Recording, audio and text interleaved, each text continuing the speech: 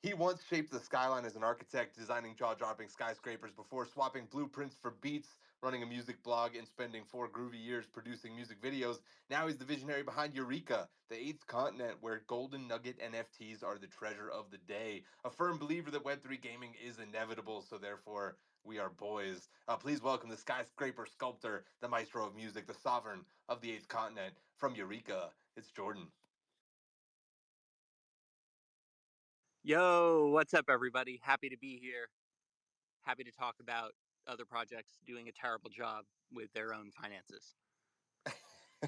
I was talking about one And of I the. guess, good things. Yeah, only Good good things too. things. Only good things. Uh, Only good things. I brought up one of the topics today in the Wolves and Friends chat, and Jordan had the most intense response to it. And I DM'd him and I said, "Hey, you want to talk about that on Gamified?" And he gave me all caps. He says, "Yes." So here we are. Excited, Jordan. Whether it's building sporting goods empires or Here we are. assembling a tent on your grave, he's pulling a 360 on the slopes and then a 360 no scope in shrapnel, bouncing from Brussels to Brazil and back again. It's the sharpshooter of shrapnel, the undisputed king of controllers. The redemption arc continues with Dub. My hands are just shaking with adrenaline, man. Just give me a Jerry to fight. That's all I freaking want in this world.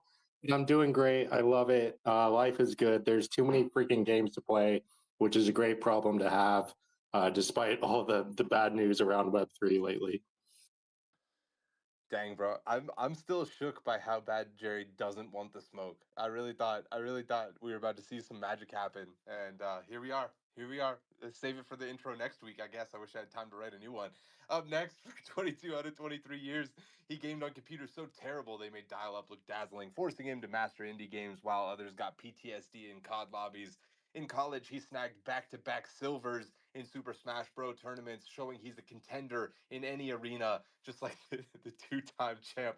Now, whenever he's not lifting the weight of the world as a strongman bodybuilder, he's crafting marketing magic for Stardust. Give it up for the incomparable, the unstoppable. It's Wills. Yo, Dub, I'm not gonna lie, I don't know what you're talking about with too many games to play. There's one game to play right now, and it's Space Marine 2. Not to be the Web 2 guy, but damn, everybody got to get on that. If anybody needs a lobby, let me know. Great to be back. Dude, I watched like 4 hours of somebody play Space Marine 2 just on my second monitor while I was working over the weekend. And for the first 30 minutes, I was like, I've got to quit my job. I've got to buy this game. I've got to get a PS5, and I'm just going to be a professional Space Marines tour. And then for the next 3.5 hours, I proceeded to watch nothing interesting happen. It was like just the same game for the rest of the day. And yeah, I lost all my interest, which is really disappointing because it's very Terran versus Zerg StarCraft vibes, but in first person, which or third person, I guess. Anyway, we move on. Crafting killer content that captures hearts and conquers algorithms, he catapulted follower accounts into the stratosphere for not just one, not two, but 5 social media accounts in the past several years. He's transformed a mere mortal company into an Arctic titan, a colossus in the cold, competitive tundra. Rewind to 2019, the search engine captain of clicks clinched the coveted crown of Search Engine Marketer of the Year by setting standards and showcasing the sheer power of SEO supremacy. He's the prince of page rankings, the master of memorable merchandise. Shout out to the Crocs, the archangel of Avalanche. From AVAX, it's Coop. Yo, thanks, Sam. I'm like 5 minutes from home, so I am in the car. I apologize, but happy to be here.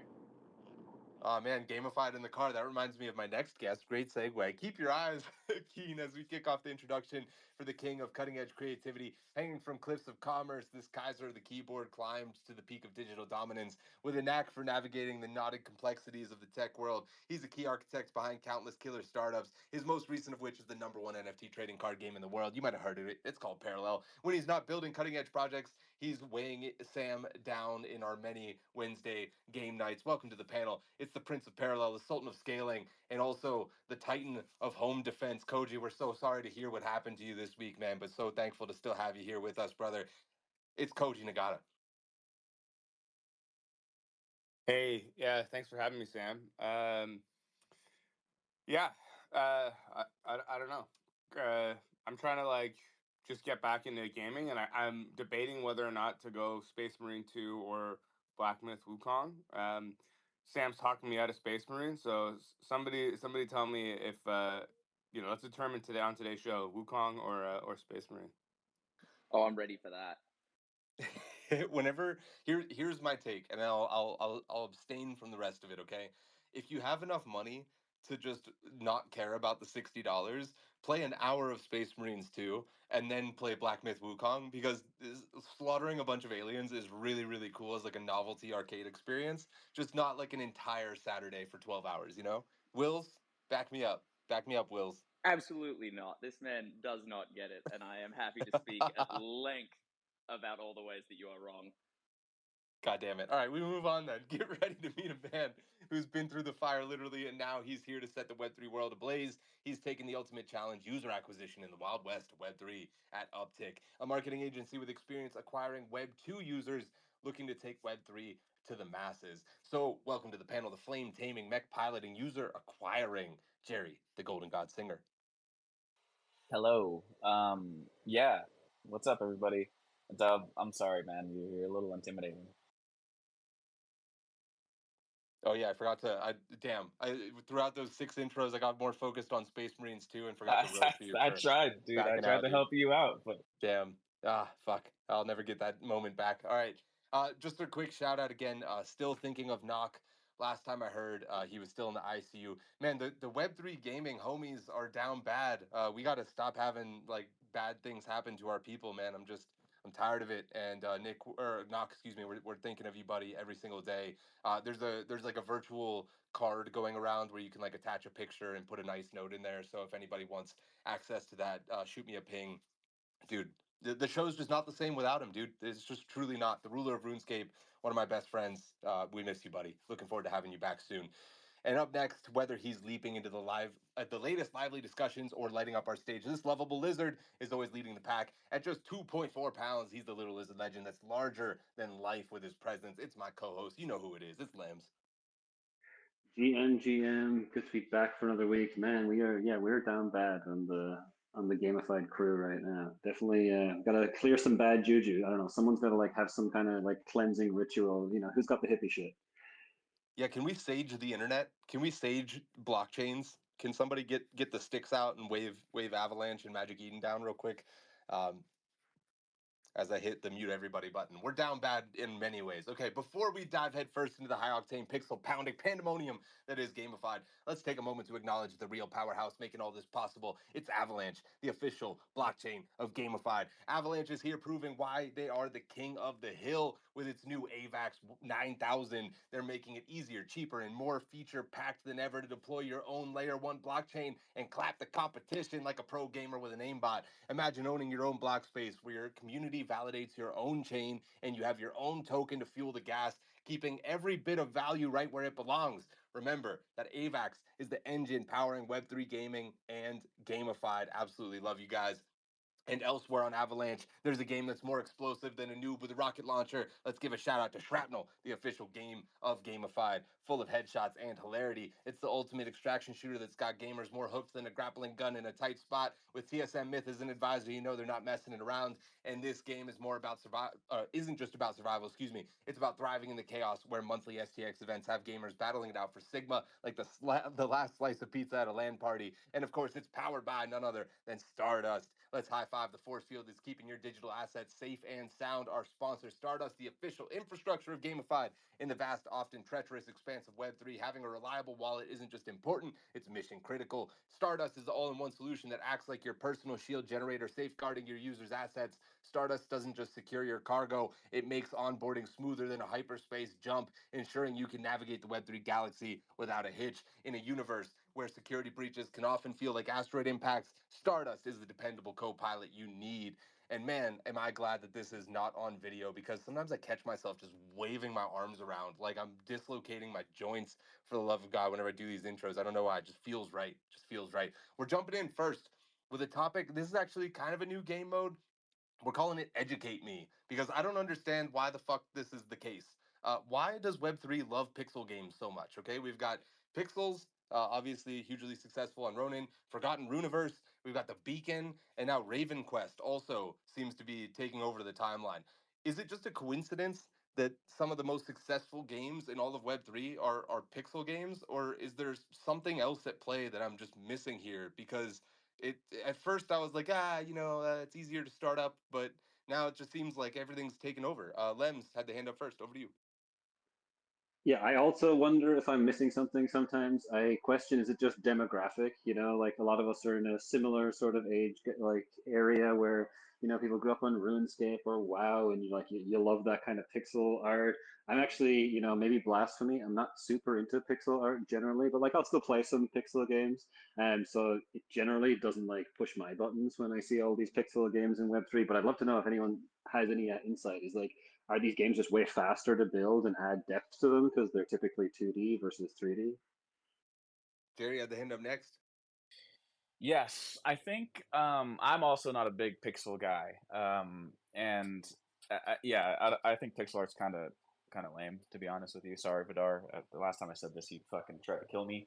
But I think there is a lot of like good things that can come from it, and I think that's exactly it. Is it like the water doesn't need to look so good, you know? It doesn't need to look like Sea of Thieves. It can just be a blue blotch on the fucking side of the screen, and you can walk over it, and it can make a little puddle sound or whatever.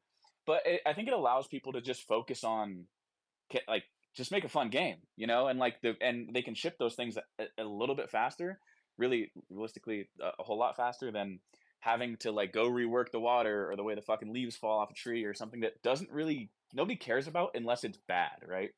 So when it's bad, you're like that tree looks really stupid, but when it's good, you just don't even notice it. So I think it just gives people a lot of time to focus on like, let me just make this fun game that maybe looks a little crappy. Let me just make it fun and people want to come back to it. And I think we're seeing that over and over and over again. It's working in the space. Seems to be going well so far. Coop is giving us a ton of thumbs up, but the hand isn't up. He doesn't want to chime in. He just wants to say everybody's right here. Let's go over to Kohji next. Oh yeah. First of all, you guys, I understand now why I didn't see most of you in Germany. You're exposing yourselves as not real gamers here. Uh, Pixel art is like the sort of like primordial ooze in which most of these games were you know, grown from, and so I think it kind of harkens back to earlier days when people played. I mean, you guys maybe not have heard these games, but like The Legend of Zelda and Chrono Trigger and Final Fantasy. I know that like, you know, it's not Call of Duty or whatever fucking bullshit, but you know, these are games that old people, I guess, like, and so that's part of it. But it is due to like sort of speed and agility.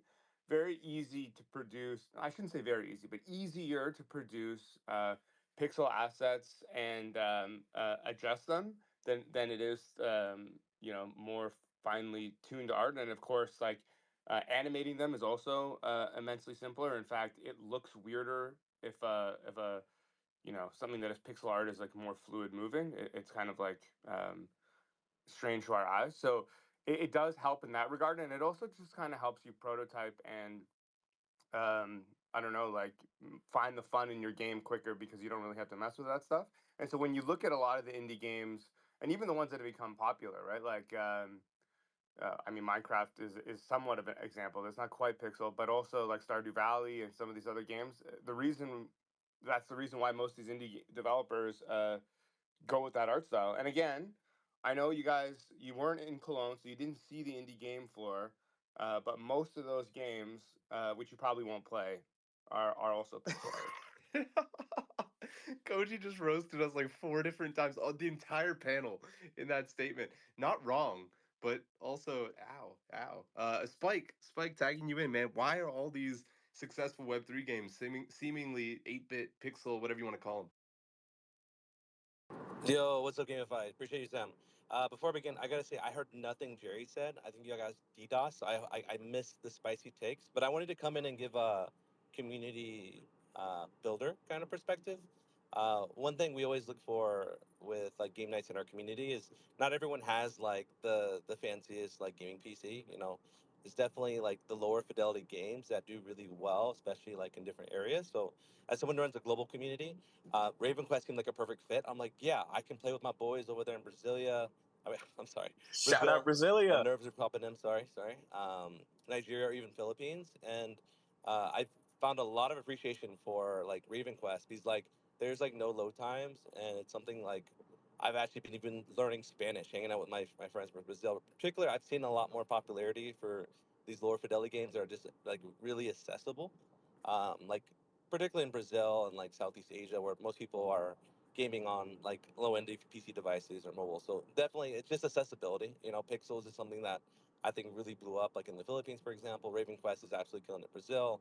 So I think it's just like, you know, they can attract more players. I don't see a lot of hardcore players, and Raven Quest particularly. I'd say like maybe 10% of the community is like English speaking. So it's definitely things to consider the audience and target you're going for.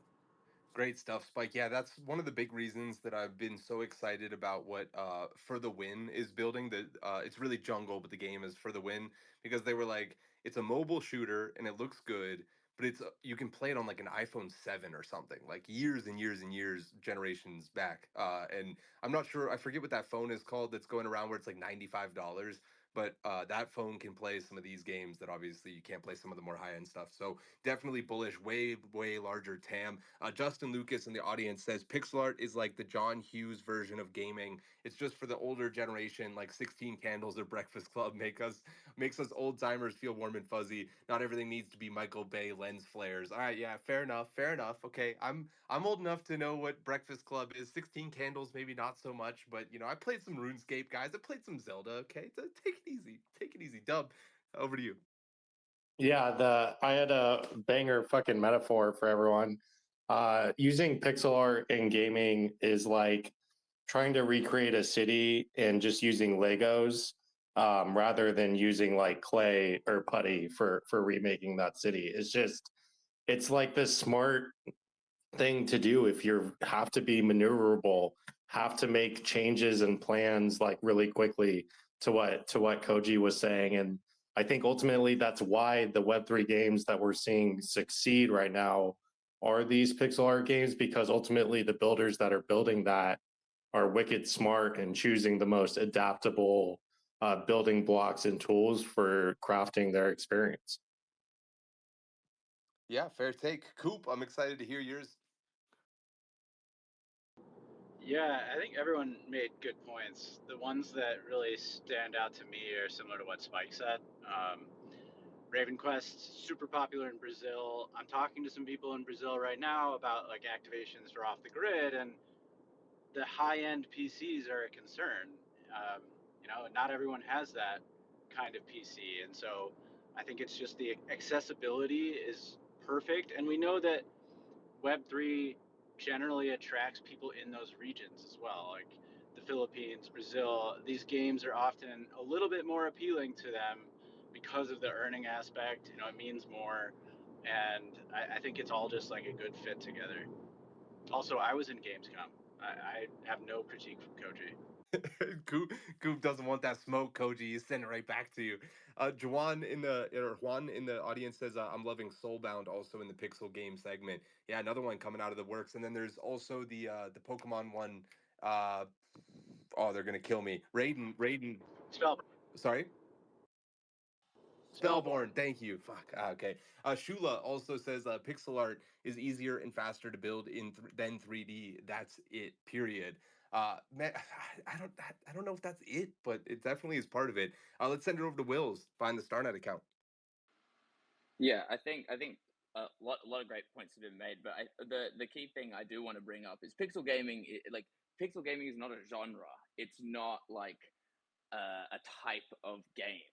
If you like Hades, you will like Dead Cells. You will like Skull. Like it's an artistic choice. It's a tool that the developers can use. And I think, frankly, the amount of and as everyone has been saying, it's a tool that's versatile. It's quick.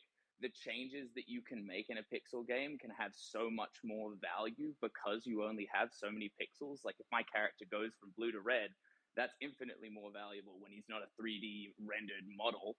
Um, and it allows you to experiment and it allows you to focus in on the mechanics of the game and the social systems around the game. And if they're worthwhile, that's what people will be staying for. So games like Pixels is a great example. People are there for the systems. They are there for the Web3 elements. They are not there. The gameplay obviously is a part of that system, but they're not there for the shiny graphics. And I think that this Web3 gaming has kind of suffered from like titans that have, or not even titans, people that have come in to try and make these giant AAA games. I know we were talking about, Illuvium, for example, last week, that was trying to be a massive triple mega A game. But those things take time and those things take development effort. And that won't all pan out if you don't have the systems in place. Just look at like Web 2 now, like Star Wars Outlaws is a shit show. The game is very pretty by some metrics, but that's what it's trying to do, and even there it doesn't sort of break through. So I think it's super valuable because it allows devs to be more versatile and adapt and really hone in on the systems that we're trying to build out here in Web3. Sovereign Jawa in the comments also tags in and says RavenQuest and pixel art games are easier on lower end PCs and can target a larger audience. So chiming in on what Spike is saying. Let's send it over to Jordan and then we'll give Kohji the last word before we move on. I think that it's really, it's a combination of what everybody is saying, and it's basically like pixel art is the perfect storm of all runs. Like first, it's an absolute nostalgia bomb. Every single generation of gamers basically has grown up playing pixel games, like from the actual games on Game Boy and stuff that we were playing that required it, to then you had Minecraft, which is 3D but still pixel styled. Now you have Roblox, which is 3D but still, I'd say, probably Minecraft styled, right? And so like everybody grew up loving pixel games. It automatically communicates as an art style and makes you think, hey, oh, it's a pixel. I like games like this, even if it has nothing to do with what the genre is, right? And it's super freaking cheap to not only, work with, but make look really good. And so, like, from a business side, it's honestly like, what reason, like, you better have a good reason to do graphics that aren't pixel art if you are doing it, because otherwise you probably should just do pixel art. Like, that's at least how the business side people would say it. My boy Jaxie in the comments is swinging back at Kohji, knowing that we can't, saying, never take graphic advice from a TCG game dev. Jaxie, don't do him like that. Kohji, giving you the last word, buddy, before we move on. Yeah, I mean, my last word is just to give some respect to Coop and Team Avax, because yeah, they were there and they did keep me company. A lot of people, um, I know that Coop is a beloved figure on Twitter, but I think he should be a beloved figure in person as well. He's him and then the team at Avax are the nicest people I've ever met, and they kept me sane during the long slog that was Germany. And I don't know, man. The he joked about not Coop, but the guy that you just read out joked about never taking graphic advice from a TCG. I mean, it's funny because it's almost not wrong. Our TCG, like, the art is produced in such a way that is like exactly the opposite of pixel art. It's like the most detail oriented and insane long slog art that you could possibly imagine for a 2D card game. Like, it seems kind of insane. Thankfully, we're gonna have some opportunities to see some of that stuff in 3D soon. But yeah, I mean, I think pixel art is just it's quick, easy, fun, and yeah. The most important point that was made wasn't made by me, was that like you can is really like device spanning. If you can play a 16-bit game on a Super Nintendo cartridge, it's gonna run on any device that we own. So yeah. Yeah, it's a great point. And for anybody that doesn't know, yeah, Parallel, my understanding of how it works, I'm sure Koji can correct this later whenever we talk about Parallel versus Hearthstone, but I believe they literally make everything in 3D and then press it down to 2D to be a card so that they have those assets to create more experiences, which you guys hear about but haven't been released yet, which is psychotic. Like, that is a crazy way to do things, but they've had tremendous success with it. And if they're able to make it work over the next 3, 4, 5 years, they're going to end up with an insane library that they can make all kinds of incredible experiences with, where a significant portion of the load, I think, in creating those things has already been done. So I'm super excited. I hope you guys get there and find a lot of success with that. Real quick, if you guys like gaming and don't care as much about price action all the time, forever, always, give us a retweet, man. Remind people that Web3 gaming is also about gaming, for the love of God. Give us a retweet. Thank you, everybody that's dropping comments. We already got 45 comments. People are jumping in, and it's really just reminding me of the golden days of gamified back whenever everything was up only. But it's not always up only. So give us some love. And we're moving on to something this one's a little down. Okay, this one's a little down. I'll give you that. And then the next one, we're back up. We're back up. So stick with us. But what's the word for an OG Web3 game getting liquidated, man? This one hurt to read. Okay, rumor has it that Crypto Unicorns was liquidated from a stable coin loan against the price of Ethereum. I don't know how much of that is true, but they have admitted that they were liquidated. That they said in their own Discord announcement, in tandem with saying that they've reduced their staff from 80 team members to 15 team members to manage the runway. So respect for making the cut that you needed to make and not just being like, we're done, we're leaving the space. But they said the core Crypto Unicorns game will transition into a fully on-chain experience with a focus on creating a deflationary economy that preserves the value of assets within our ecosystem. The shift is aimed at ensuring a more sustainable and resilient future for the game and the broader community. We look forward to your feedback as we begin building this new gameplay. So my question to the panel, what's the word for Crypto Unicorns getting liquidated? Like that seems I don't know, man. There's Dub from Shrapnel, over to you. Yeah, man, it's hard to put a word to it. It's more like a kind of like a muffing sound. I looked up to Crypto Unicorns for since I joined this space. I listened to them speak at conferences. I dived into their ecosystem, learned a lot from their marketing and how they did stuff in the early days. It's extremely disappointing to see such a risk taken with a company's livelihood in that sort of way. And really, I wish the best for them. I do like the idea of them going fully on chain and finding some sort of narrative in the future. But really, yeah, it's not a great play from a group that I looked up to for quite a while in this space as I learned about Web3. Great take there, Dub. Lems, over to you, bud. All right, my word is sobering, and because it's a sobering reality of the space we're in, right? It's sad to see, especially as an OG project in the space, as Dub was saying. Like they've been around the block for quite a while, but we often say like, hey, 90 something percent of these like projects or like startups fail. But it's another thing when you kind of see it happen, right? It hits a little bit different as opposed to just talking about it theoretically, as opposed to seeing it actually happen. Luckily, they're not totally out. They're downsizing significantly. I think it was 80 to 15, but they're still in the race. They're still here and still building. Sad to see. When I see projects that have things like they get affected by liquidations, it's easy to sort of pass judgment, and I used to be one who would jump to passing judgment on them. But I've kind of taken a step back because sometimes they're stuck between a rock and a hard place, and they're like, hey, if we can, borrow against ETH or something and ETH goes up, then we're set, versus like they know they're screwed anyway and they feel like they just have to make a choice to try and extend themselves. So I can, empathize with that sort of thing. And I don't know what happened exactly of the details of this. I'm speculating, but I can understand in that sense where you feel like you need to do something to keep the boat afloat and keep things alive. And sometimes it doesn't pay off. It's a risk reward scenario. So yeah, pretty sad to see. Unfortunately, I think we're probably going to see some more over the next few months. It's been hard for projects to fundraise. We see, token launches have been lackluster, so people have been struggling to get funding, and a lot of projects that raised in 21, 22, they've been depleting their runways. So as much as we would kind of thought, everything was going to be up only this year, and it would have been easier for people to raise. The chances are some more people are going to be caught with the pants down when the tide goes out because they just don't have enough money in the bank. So it's going to be a rough few months, I think. But overall, it's what's needed in the long term.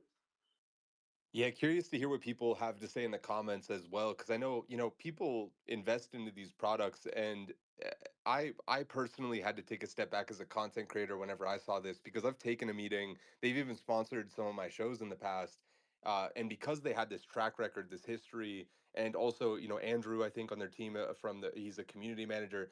Absolutely love Andrew. I've met Mitch and talked at length with him about their runway and their current positioning in the market, And I think it's maybe 6 to 9 months ago, I sat down with Mitch and he goes, dude, people don't realize it, but we've got $15 million that we're sitting on just waiting for the right metric to pop, the right sort of user acquisition strategy where we can really onboard people. And then we're going to pour money into it.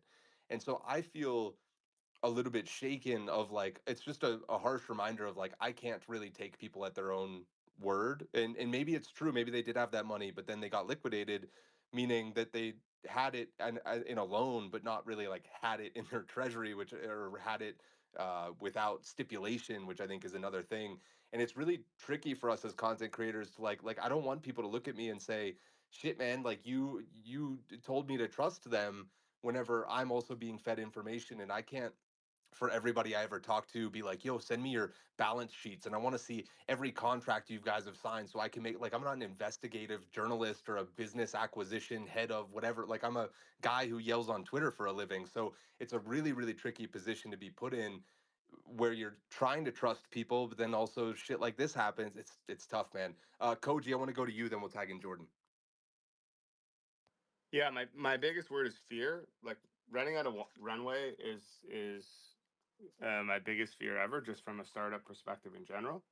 I think managing a runway is one of the most important things you can do. There's like a clipped I don't know, segment from me from one of an earlier spaces talking about this, and it's true. It's like, look, I think that like having enough money to be able to make mistakes and walk them back is really important, but not every project has that. I don't know the details of this, so I'm not going to comment on them specifically. But what I'll say is that like, uh, you know, there but for the grace of God go I. Like there's a world where, let's just say Parallel makes a bunch of missteps, you know, and then like 2 years later on Gamified, you guys are just like, oh man, I really trusted those guys and they built this thing and whatever they were, you know, we really thought they were going somewhere. Now they're all fucked up and like I don't even know what to believe or whatever. Like it's scary, you know, but that's kind of where we're at in the space. If you want to be a trailblazer with some new technology and sort of be in this like hybrid startup position, uh, you know, failure has to be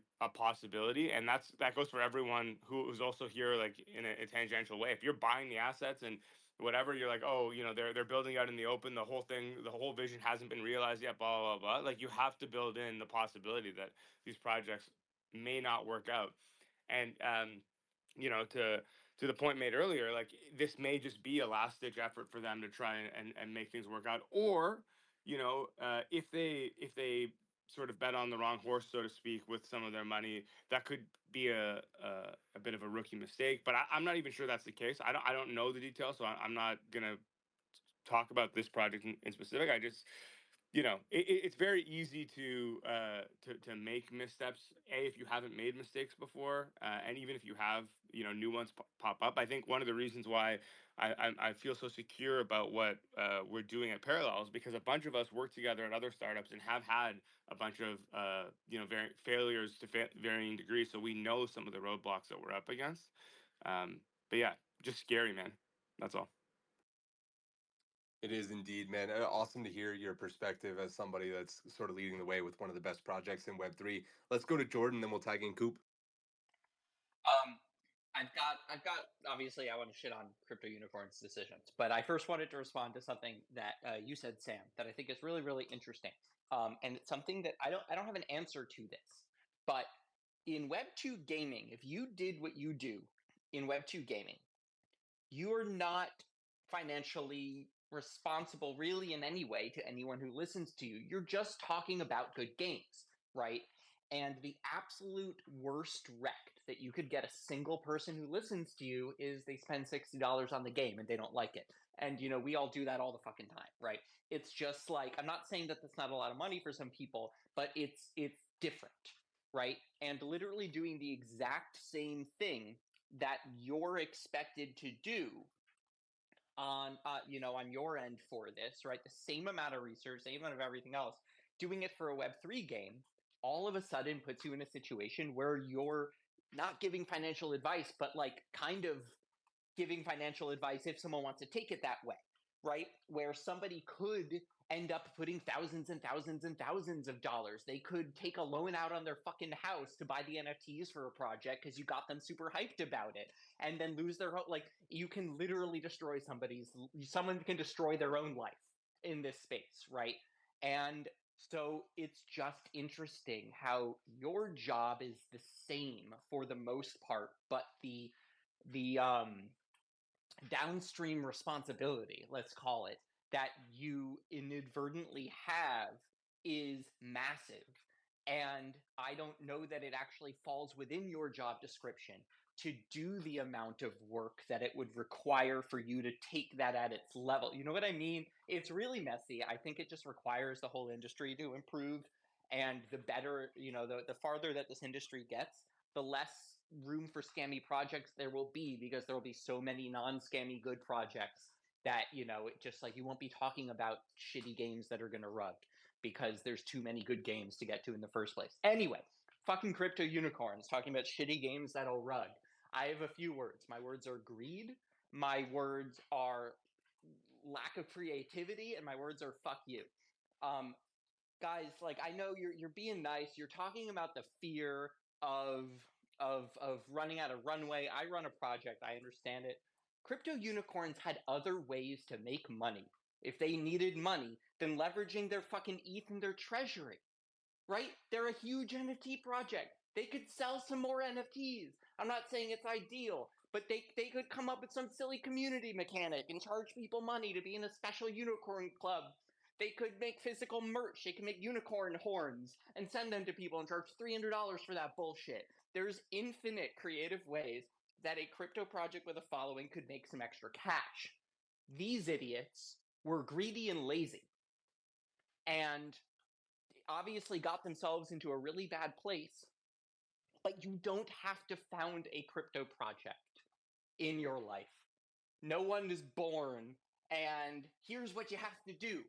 They could have become a teacher. They could be a banker. They could drive a bus. They could do anything else in the whole world they could do.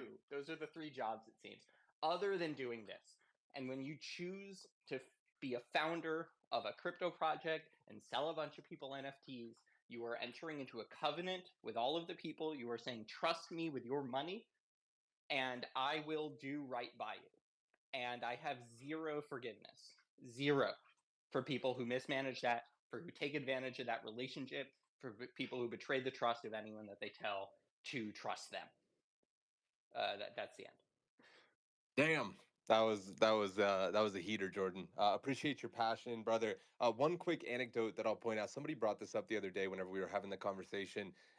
FedEx, the founder of FedEx, Fred Smith. There's a famous story where he bet his last $5,000 to double and be able to pay payroll without going bankrupt. And there's a great phrase that goes, "History is told by the victors." And I think for him now in retrospect to tell that story and be like, oh yeah, haha, it was so like what a crazy moment. And it's like, man, that's either, you either tell the story from your perspective of like it all worked out, or everybody else tells the story for you in telling the world like, no, they really fucked up. Let's go to Coop next, and then we'll tag in Spike. I was thinking about that story. Yeah, I mean it's so true. It's if they had made it, if ETH went up and they made it and this didn't happen, it could be an entirely different story, but it's not.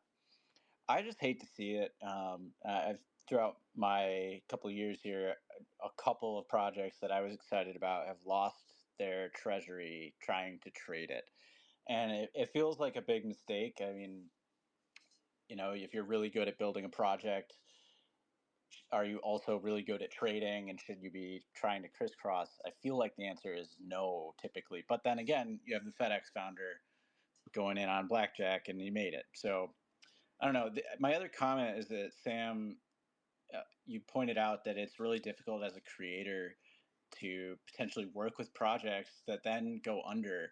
And it is basically the main reason that I've never spun out of Havel Labs to do a marketing agency or be a creator myself, is that there's some there's some marketing agency out there that was helping crypto unicorns that's now like, fuck, we just did a whole bunch of marketing and everyone who probably paid attention to this is now down bad, and it's just part of the space that is rough. Yeah, it really is. I say frequently, right? Like 98% of crypto games, I'm sure will fail. And at some point, I'm sure I will have endorsed one of them, right? And Crypto Unicorns hasn't failed yet. Certainly rooting for them to turn it around, but it's a tough pill to swallow for sure. Spike and then Jerry, and then I got some great comments to read. Just want to add to all the amazing response we've gotten so far. First, I had not played Crypto Unicorns. I know that they've been building in the space for a long time. It really sucks to see so many people lost their jobs and how it affected that community. I just have a heat of warning just for the space, just to kind of keep it real.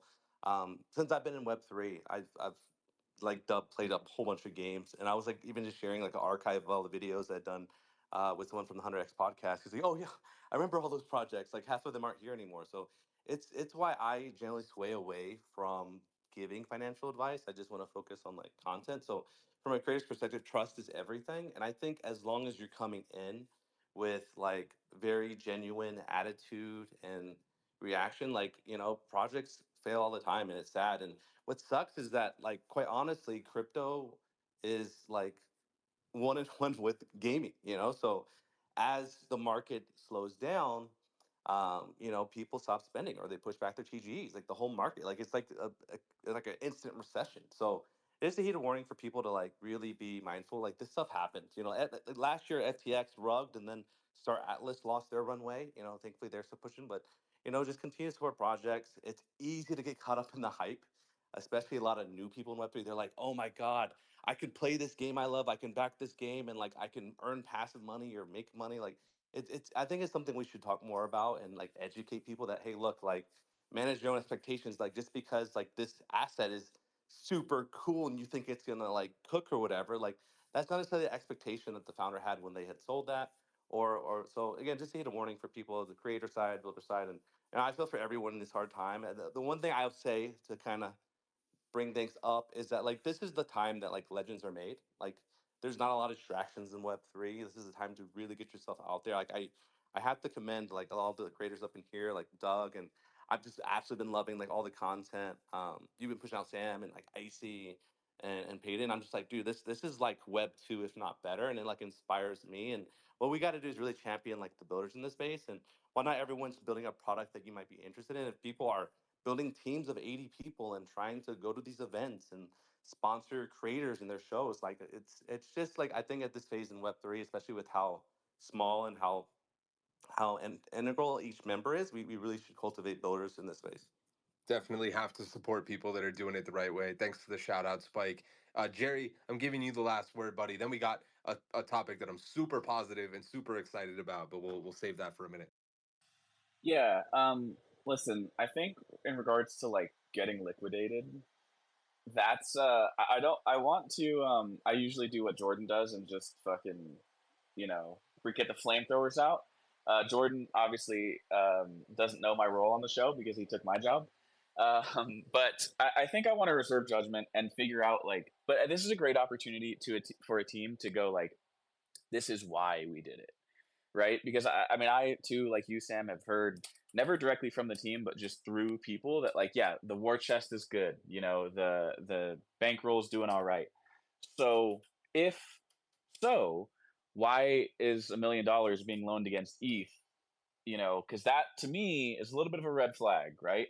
And that might make me lose all interest in the project. It's really not for me, and I think Crypto Unicorns just has bigger issues.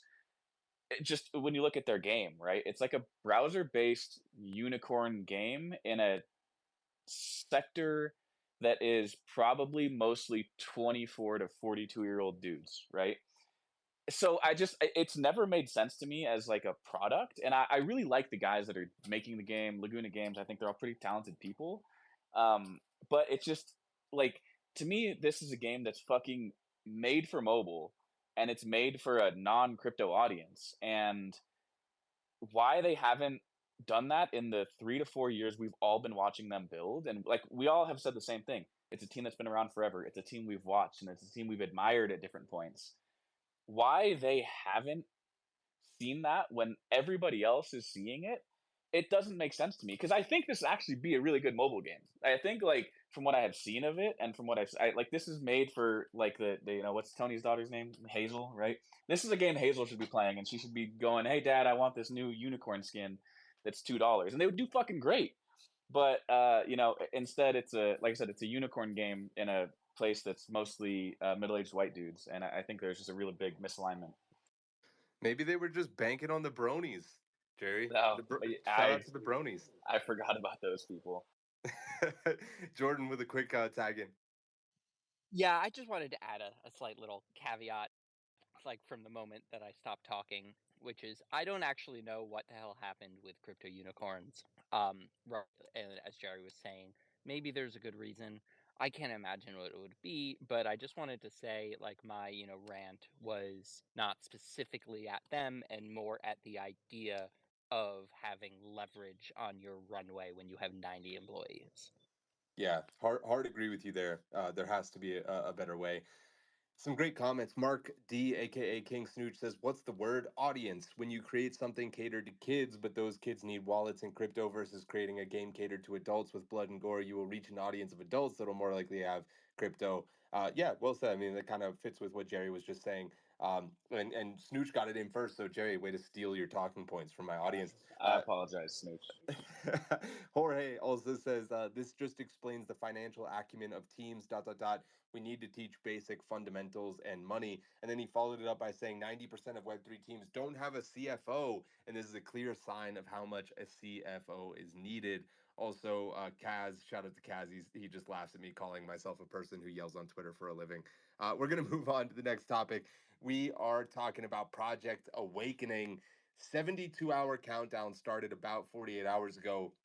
This is the Web3 version of EVE Online, which is one of the most successful MMOs of all time. They still have 10 million players, I think, like monthly or quarterly active players. Currently, we're about 24 hours away from this countdown concluding. A bunch of people, I put a post out the other day and I said, why is nobody talking about this? And I got a bunch of great comments, and a lot of them said, we would love to, but we're all under NDA. So it's very similar to like the Gunzilla thing, where a lot of people are enjoying it, but it's all just sort of private chatter because they're not allowed to talk about it yet. Millions of players are interested in very deep experiences around economies and trading in EVE Online, which, in my opinion, makes this one of the most perfect fits to create a substantial economy based on a crypto asset. What are your guys' predictions for when this countdown expires? Like, what the fuck will it mean? And what do you expect of Project Awakening in the future? Do you think this is possibly going to be, one of the big breakout hits for Web3 gaming? Or am I sort of overstating the significance here? Kohji has the hand up first. I put my hand up quickly because I wanted to take the cheap shot and say a bunch of their team members are spinning off their own organization and buying out the IP, I'm guessing. Yeah, no, I don't have much to say other than that. I don't really know the project. And the sort of like, despite the IP of my game, the sort of like giant space battle opera type thing is a little outside my wheelhouse. Not really of interest to me unless I'm building it. So yeah, I don't know. Good luck. I hope it's something interesting and fun. Kohji takes the bait and gives us the Sugartown reference. All right, let's send it over to Dub, then we'll tag in Coop. That was absolutely wild. I did not expect that coming from Koji. I'm so freaking mixed on this, Sam. I since you brought it up and put it in front of me, I've been obviously diving deeper into it. I'm surprised I already missed phase 2. This is clearly like phase 3, which is just a more open beta for the public and things like that. I'd hope to see like testnet stuff going on, and actual on-chain transaction things rather than core gameplay loops, because I don't think that team needs to be really defining those. They need to be defining the Web3 side of this whole equation. But where like my hesitancy and worry is coming in is that Influence Asteroids and Influence ETH has been building a very similar experience to EVE Online for a while now on Starknet, and they're like out in open beta, and the game's up, but it's not blowing up like crazy, like I thought we would see, especially with Eve like being willing to be in Web3. So, you know, I'm a little hesitant because I just don't know how much of that audience is really going to convert. And I know our current like crypto Twitter gaming community is not really like built for maintaining Eve Online Web3 gameplay. Cool, tagging you in, brother. Yeah, I think for me, the interesting part is that I didn't know it was going on until your tweet. And we have these like Web2 type companies getting more and more involved. And it feels like there's always this disconnect. Like they don't talk to the people who really care about the deep like technology or the ethos or any of those things. So I wonder like who is the audience for the game? Um, maybe they think they're going to convert a lot of their Eve Online people to play this game, and that could be great. It's on their homepage, like CCP Games. You know, it's on the page. They're not hiding it. It's not like sometimes we see Web2 game companies being like, "Yeah, this is our project. It's totally hidden, and it's just for you guys." So at least there's that, and I'm guessing that the countdown they haven't like amplified that a whole lot, right? It's just like a countdown on a website, and we found it, and they're not overhyping it with like this daily countdown tweet sequence or something. So maybe it's something chill and just give them time to cook. Give them time to cook. Yeah, one of my favorite things about this as well is that this is my understanding is that this is going to be a new experience, but like in the Eve Online universe. And one of the biggest gripes with people trying to get into Eve today is that the world is so built out and established, and guilds have been around for 15 years, and money has really sort of made certain things impossible to get to unless you have, $1 million to spend on a new ship or whatever. And so this is actually sort of like a server reset or like a new expansion in World of Warcraft where people are at a level playing field. And I hope that in their advertising campaign they're able to sufficiently communicate that, because I know that there's a bunch of people that have heard about Eve for the last 10 years and have always been like, like it's too late, and I hope that maybe that can bring in a bunch of new blood that's really excited about this experience. Jordan and then Jerry. Sorry, I feel like I've been talking a lot, but I have some old inside information about their decision making process on this. But before that, just like there are a handful of games out there that when anybody asks like fundamental Web3 gaming questions, like, oh, could it even work for there to be an economy in a video game? Would people spend real money on stuff? Would they potentially lose real money on stuff? Like there are a handful of games that have been doing Web3 game economies without Web3 successfully for decades at this point, and Eve is one of them. And everybody building in this space should be studying how the hell Eve has done what they've done and how it's all worked. But anyway, to the actual inside info. So I've been working, on AI agents in video games for a while at this point. And early last year, I was talking to somebody.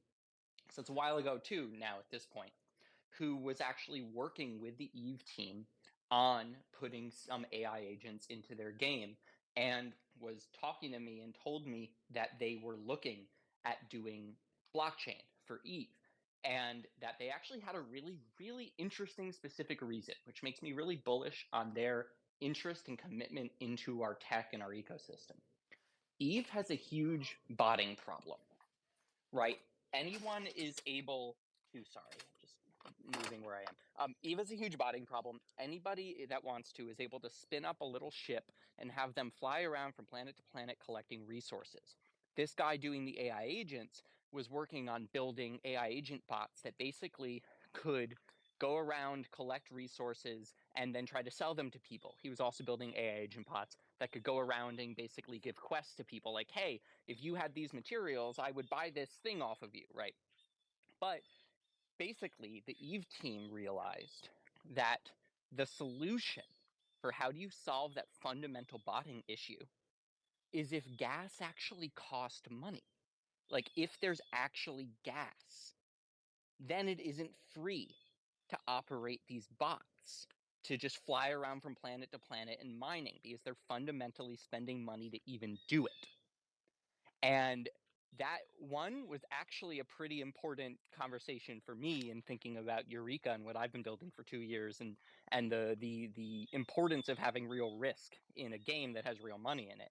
But two, it just shows to me how fundamentally that the Eve team understands the power of blockchain tech, and how interesting, like, that they're doing it to solve a fundamental problem in their game that they had not beforehand had a solution for.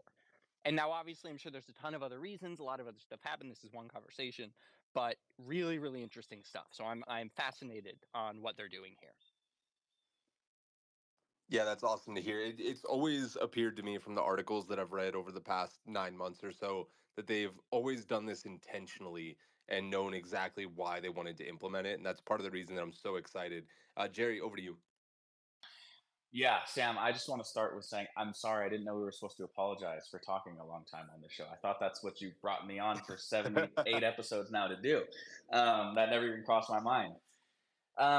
Yeah, I think, Jordan really crushed that answer, and was really, really insightful to hear, I think why they're looking at blockchain. And these are things that we've listened to Sinjin get up here and grumble about for equally as long as I've been on here. So, are all things I agree with. I think that the reason why are people not paying attention to it is just like, if we've perfected an art, well, we haven't even perfected it in Web3 because we really suck at it. It's just like countdowns and announcements. Like, I think we're all just exhausted. I have fatigue of it. I just don't believe in anybody announcing something or counting down to something and having that be something that it like feels worthwhile to me. It's just, I always am like, all right, I got fucking excited for you to announce that you've spun off a company. Like, I want you guys to do well, but I feel like an idiot for waiting 4 days for that now. And so, I mean, can we just stop announcing announcements? Well, Gamified starts later next week, so we'll do a countdown to the start of Gamified just to really get you going, Jerry. Yeah, Sam, you're the last person that's allowed to do it. that's a hell of a Thank you. comment from a guy who announced a fight and then called it back 5 minutes later. Damn. Shout out. The lore grows, dude. The lore grows every single time. Well, it's halftime here on Gamified, and you know what that means. It's time to give a massive shout out to the true MVP behind the scenes, Avalanche, the official blockchain of Gamified. While others are busy banging their heads against the wall trying to make their blockchains work, Avalanche has cracked the code with AVAX 9000, making deploying your own layer 1 smoother than butter on a skillet, baby. With Avalanche, you're not just playing someone else's game, you're setting the rules. It's not just a pipe dream. This is the reality that giants like Solo Leveling, Gunzilla, Maple Story Universe, Shrapnel, of course, are already living. They're creating custom tailored gaming experiences on their own Avalanche L1s, free from the usual developer headaches. Shout out to the official blockchain of Gamified. And of course, let's take a moment to recognize Shrapnel, the extraction shooter that's shaking up the gaming world like a frag grenade in a crowded room, and the official game of Gamified. Every month, gamers swarm to the STX events to store some Sigma. And when you're not busy extracting, why not dive into their comic books or join the lunatics in the Discord? Shrapnel, is handing out side quests that are actually fun, and they're doing it on none other than Starbase. Huge thank you to Shrapnel, the official game of Gamified. And it's time to highlight an essential part of your gaming arsenal, Starbase, the questing platform from Stardust that's revolutionizing how you earn in the Web3 universe. Starbase isn't just a platform, it's your command center for high stakes missions where you earn gems by playing the most thrilling Web3 games in the galaxy. In the ever expanding cosmos of Web3 gaming, finding a platform that rewards you for your time and skill is more than a perk, it's essential. So let's get back to exploring new worlds, knowing that with Starbase, every quest is a step closer to galactic treasure. Man, I am struggling again with my voice just going in and out. And holy moly, I feel it on the ad reads. I love them though. It's so much fun every time. Give us a retweet, guys, if you're enjoying today's show.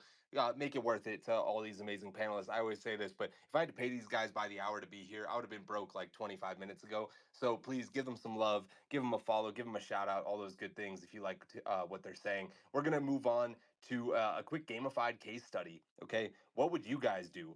Spectre Divide is the new game led by influencer Shroud. It had 80,000 viewers on Twitch during its beta. The finals, a game that you guys probably heard of, in the last 6 months or a year, had 120,000. The finals and X Defiant now, post beta, are struggling in the retention of players. The real value proposition of this new game, Spectre Divide, is being able to control two characters at once in what's essentially CSGO. For the finals, it was a destructible environment. That was their big thing. Spectre Divide has been taking some shots from the community for its cosmetic pricing, the lack of a ranked mode, technical issues, etc. But the game is in beta. Give them a break, you know. Uh, with that being said, Shroud and Spectre probably didn't expect a Valve game to come from the top rope. It's called Deadlock. You probably heard of it. To absolutely dominate all of the FPS talk recently. Deadlock is a bit of a hero shooter and not a tactical shooter, so it's a little bit different of a genre here. But my question for the panel is, if you were making Spectre Divide, you got this feedback from the community, you have this measurable of the amount of viewers, etc. Would you rush to market to get your product out before Deadlock gets even more mind share and market share and Valve just takes over the FPS universe? Or would you take a step back and say, we're going to fix these problems, we're going to let Deadlock do its thing, we're going to let them cook, and then in 6 months or 9 months, maybe whenever a little bit of that shine has worn off, then we're going to come back to market, hopefully with a more polished product, with more influencers in the bag, etc. Koji, I saw had the hand up first. Yeah, I mean, I think we all know that gamers have the memory of a goldfish. So I don't think it really matters when you release your game. Like, people talk about things for a week and then it's gone, for the most part. And even if it's really good, I honestly, this goes back to the whole Hearthstone nonsense. You know, like, I love that game. I play that game. I also play our game. I also play Magic the Gathering. You know, it's not like I'm like, oh, I like Hearthstone. Okay, every other card game is now dead to me because I like Hearthstone. That's absolutely insane. That's like, it's just it's like this mindset that a lot of companies have, that it's like, okay, we're in competition with one another, and like, there can be only one. Absolutely, like, nonsensical. This is a weird analogy, so just like stick with me here. But I watched a documentary on a band called NoFX, which I love, and what they said, the best things to ever happen to punk rock from their perspective were Blink 182 and Green Day, and it's not because they love that music, but it's because that music, those bands bring in a sea of new people to be like, okay, well, now what else does punk rock have to offer me? And then bands like NoFX and No Use for a Name and whatever, the Vandals, like, sell a fuck ton more records, right? And so, like, you make a good product, and you might not be the, like, big dog, you know, top of the king of the hill or whatever, but people will play whatever the king of the hill currently is, and then come down and be like, okay, well, it turns out I really love shooters. Okay, what else is out there that people are playing that people like? And I think there's just room for a lot more than most people suspect there is. That was a great and nuanced take, a great analogy, etc. Great job, Koji. Spike, I want to hear your thoughts on this one. Since you're an FPS boy, what do you think? Should they delay? Should they just trudge ahead? What do you think of the entire game? Dude, I wish Knock was here because I know he'd have a solid take. So as the resident competitive gamer, I'll do my best to answer this. So I have not played his game, but I'll reference Doctor Disrespect's game and how that had impact and performance on Dead Drop. Um, and then I'll also talk about Deadlock. I actually got invited 4 months ago. So sorry, Jerry, I could have invited you earlier. But yeah, one thing I'd heard, it was from an export pro. His name is Lex. He's like top player for like pretty much every Web3, and like, he was doing Dookie Dash. He was top in Yan. Like, he was top EVO player. Like, cracked kid, really good gamer. He was telling me like back in May, yo, like, I think this is gonna be the next big Web3, like, esports game, like, esports title. Like, I think the space is honestly a little dual, right? Like, the last big one we had was probably Valorant. And I think people are looking for something with more depth that's interesting. And well, at first, I think you look at the game, it doesn't look very interesting, but like the mechanics for movement, the lanes, the shopping, it's pretty much Dota meets like attack shooter, or not, sorry, I roll that back. More like a Overwatch meets Dota. It's really fun to play. I literally see all the boys playing it in the Wolvesdale Discord and a few other communities. Like, that's like, I just even my bros, like my friends I grew up in high school and everything, like, they're like, that's what we're playing right now. So I think there's a lot more depth that makes it interesting. When it came to Dead Drop, what was crazy and awesome is Doc plays the game because it's more of like a BR extraction shooter. Like, everyone can hop in and play with him. Whereas Shroud, it's attack shooter. It's like 5v5, right? So like, it's not like the community can be immersed and want to play when he's not, like, you have like a slightly you have a slight chance of actually doing that. But I think Shroud and his fluence, yes, while it could help make it more interesting on the tax shooter's perspective, they're not very in depth, right? Like look at Counter Strike. It's like the Catholic Bible. It's like very strict and structured. It'll never change, and there won't be crazy abilities, and easy to control spay patterns. Valorant's like a little more like you know updated, but I think it's hard. Like I think Shroud, like hell yeah, I would buy any freaking mouse pad, keyboard, or mouse he ever put his touch on because I have that trust, and I think he could help like with balance or like building a game. But I don't know if that's going to convert users. I don't. Yeah, Shroud is awesome. As an entertainer, like I trust his how to get better because he's a pro. But like I don't think that necessarily correlates to like this is going to be a real fun game that people are going to play with their friends. And honestly, earlier this year, I was nervous. Like I'm from NA, and the Counter Strike is seen as like we're the laughing stock, which sucks. Shout out to the boys at Complexity. They're doing great. But I'm like, dude, is Deadlock gonna kill us over here in Counter Strike? Like I think even for like the Go Counter Strike, the pretty much the tax shooter that brought esports to the scene is gonna lose players again to like Deadlock. I think um, I'm very cautious about his game and how that might affect. Because again, I don't think Spectral Divide is going to be able to convert, and I think it's just like, especially in traditional gaming, like people are going to play what's more fun or what their friends are talking about. And I haven't seen much people talk about Spectre Divide. It was just the hype when it first came out, and I think the only thing I've heard since then is the cosmetics are too expensive. So Deadlock is free to play. They've done no marketing, and they're pretty much winning market share even over games like Counter Strike and Valorant and Overwatch. And yeah, I don't think it's looking good. Damn. All right. Dub, I'm tagging you in, brother. What do you think? What should they do? Should they postpone and let Deadlock cook, or should they jump in and try to beat them to market?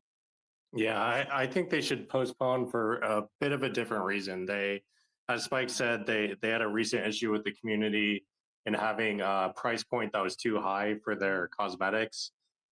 Because of this, the obvious solution for them is to take some time, hit up Coop, set up an Avalanche Layer 1 for their game, and then give everyone an NFT for those purchases they made. It's just the no-brainer play for success here, competing against Deadlock and the rest of the world. Well, we know Shroud is an avid listener. Shroud, you just heard it. The gauntlet has been thrown. If you want to spin up an L1, let me give you a referral code. Jerry, over to you, bud. Yes, great advice, Dub. If you're Spectre Divide, I don't think you can really like you just got to keep marching forward, right? You can't rush. The worst thing they could do is go like, oh my god, guys, Deadlock is killing it right now. Let's just let's rush the game out, right? It's not feature complete. There's clearly a ton of issues with it, but I don't think that when you're building a game, you can just look at a game that's competing and be like, ah, well, that sucks. Like Deadlock is still kind of a controversial game, and that people don't know if it's good or not, right? I played it. Thank you to the many people who gave me codes. Not Spike. Spike was not on that list. If anybody's curious, he did not do me a favor. Um, and I played it, and I was like, man, these matches are pretty fucking long, right? And I played like a couple, and I honestly didn't love it. And I was really excited to play it. I had hope for a little bit that I was going to find a new game, and then I remembered that hope is the enemy, and we don't get good things. And I didn't. Yeah, I just I didn't really enjoy the game that much. I'll go back and play it a little bit more at some point. But yeah, I mean, just because Deadlock has a lot of people playing it right now, I think it's not because people are playing it because they love the game. I think everybody's just really curious about like what the fuck is it? Like what is happening? How do I get into it? And like I want to play it because everybody else is playing it. But I don't think people are loving the game yet. And so it's not a lock that this game is going to be like the next hit or it's going to be the next Dota or the next Counter Strike or whatever. I think that's still very much up in the air. And you just have to know that. And you have to take the feedback that you're being given and do better and make a better game because good product is always going to win out. And, they still have, 80,000 people watching it is no joke. And it's, by all accounts, there's that many people watching it and it's not that great. So there's a lot of room to improve. And, it sounds like people are being pretty direct with their feedback. Make the game a little bit more fun, have some cheaper stuff, make it a little bit more accessible. And now you know what you're competing against. It's good that Valve has kind of showed their hand because now Shroud and the team that is can go, okay, well, marketing budget needs to go way the fuck up because we need to get more streamers playing it. We need to get more distribution of the game. So if anything, I'm looking at it as thinking like, okay, we're lucky that they showed their hand, and now we know what we have to beat. Now, how do we reverse engineer that? Yeah, great points. Sounds like it's not a deadlock that they'll be successful. Yeah, no, I shouldn't. I almost just let it go. I should have. If only there was a time machine. Lunarity in the comments says competition drives growth. Great analogy from Kohji. And then Shady Shiba says, funny thing is, one of the most common takes I've seen recently with Concord was that everyone is sick of hero shooters, but because Valve releases one, suddenly we're back, boys. He also says, I need one, so please give me a code for the love of God. So if anybody wants to hook Shady Shiba, I'm in there as well. So I think I can get one. I don't really understand how the whole system works, but yeah, slide in the DMs, buddy. We're going to, oh, sorry, Lems. Lems gets the last word, then we'll move on. All right, Fresco, the only reason everyone's in there, they're all grinding the Deadlock airdrop, right? No, but on a serious note, I think it's just the classic, a crowd like the exclusivity and the like nightclub effect, right? People just want to know what it is, like you said, and that's what's I think drawing a lot of people in. Like I just kind of want to jump in and play and see if it's actually any good or something I would enjoy playing. But in terms of like, should we delay or should Shrouds delay his game or not? What's that classic saying? Like a rushed game is eventually, or a delayed game is eventually good, but a rushed game is forever bad. Like I think rushing it out to try and beat Deadlock when you don't even know how Deadlock's going to be received when it actually launches. I think that's a bad idea. They're better off, polishing it up, making it look good, see what happens with Deadlock. But at the end of the day, there's similarities to the genre, but it's not exactly like, a direct competitor, even though there is some crossover. So I think they'd be better off, polishing it up, fleshing it out more, and then launch it when time is right. Lunarity with some more great comments in the audience. Sorry, I can't read them all, brother, but he says Shroud himself just raged off Spectre and got on Deadlock the other day. I agree. Their only course of action is to push forward. Jerry, I saw the hand go back up. Yeah, to echo that point, I want to give a shout out to Justin Lucas, who taught me one of the most valuable lessons I think I learned in games. And he taught me this very early on, and I've always stuck to this, and that's that delays are temporary, but mediocrity is forever. So take your time when you're building something. Like it's okay. People would rather you take an extra 6 months to ship something than you put something out and it's ass, right? Concord probably could have been saved. They had no vision. There was a million things wrong with it, but you know, every great game went through a million delays, right? Tears of the Kingdom, I think, is best game in like the last 5 years. Was delayed. It was in dev hell for a long time, but they delayed, and ultimately the game's better for it. So don't be afraid of delays. Be afraid of mediocrity. That is a great quote. Shout out to Justin Lucas. We're moving on to Kohji Storytime Parallel versus Hearthstone. This is where I'm going to kind of give Kohji the floor to speak on the current battle between the two communities, but also if anybody wants to chime in with additional questions or insights, feel free to. Parallel has been making waves in Web 2 again, with Hearthstone community coming out in force to kind of attack Kohji and other members of the team. Also, some of the influencers like Ali Straza, who unfortunately couldn't be here today. She's currently at a live showing of Wicked the play. And so she couldn't make it to Game of Five, but they're sort of being attacked by these Hearthstone community members that feel a little bit betrayed. They're claiming that this is actually an attack on their community because the innocent Hearthstone folks are being extracted from by the evil parallel monopoly without the ability to see that fucking Blizzard is worth $60 billion before they got acquired by Microsoft. Kohji, I'm gonna let you expand a little bit on the beef from your point of view. How are you handling it, and sort of where would you like it to go from here? Yeah, I mean, it's hard to say, right? It started way back when the first go around was, they were some people accused the game of using AI art assets, and maybe some people got a little bit upset that a bunch of the Hearthstone pros are playing parallel, and this time around, probably my bad, honestly, but we put out an ad based on an iconic. So there's this ad that's a subway poster that says, it's like the Bible would not read 0 stars, and written by Satan, and so we put out an ad that was like, would not play, does not let you own your assets, 0 stars, parallel, about Hearthstone. And that for whatever reason, that like really set people off again, and they kind of got mad at us.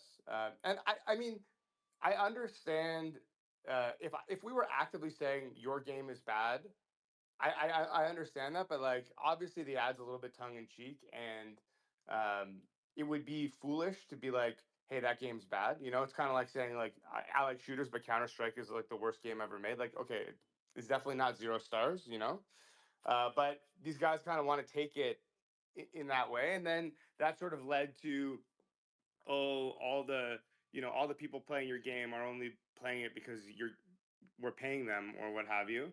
And then a bunch of the streamers, and Alistraza being one of them, Pheno, um, too many to name really, all just came out, and we're just, they said like, look, Tyler especially, he posted his stats, and he was like, I've played 800 hours of this game. There's no way they paid me to play 800 hours. If so, like, they owe me a lot more money.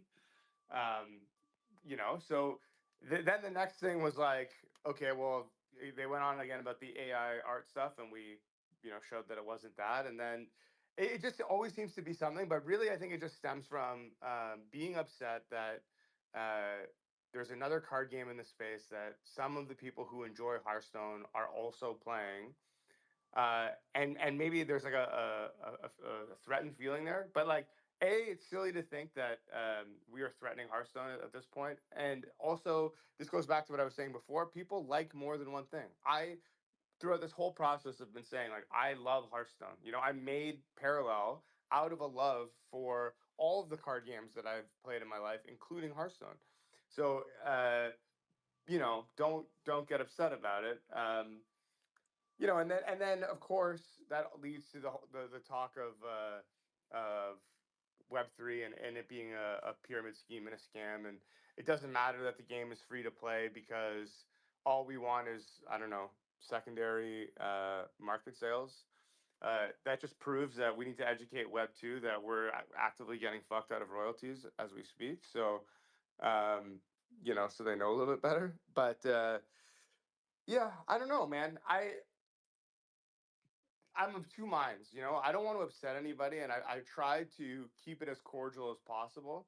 I think that there's a difference here, because on our side, Kalos and I, and some of the other people, we represent the company, whereas the people who are sort of furthering this beef on say the other side are more community members. So there's a different standard to uphold. Um, but also, like, it's not adversarial. It shouldn't be adversarial. We're just talking about games. Like, the whole thing is like so fucking silly. And like, of course, Sam alluded to it at the beginning of the show, but I had an ordeal the other day that like really put into perspective. Like, this stuff doesn't matter, man.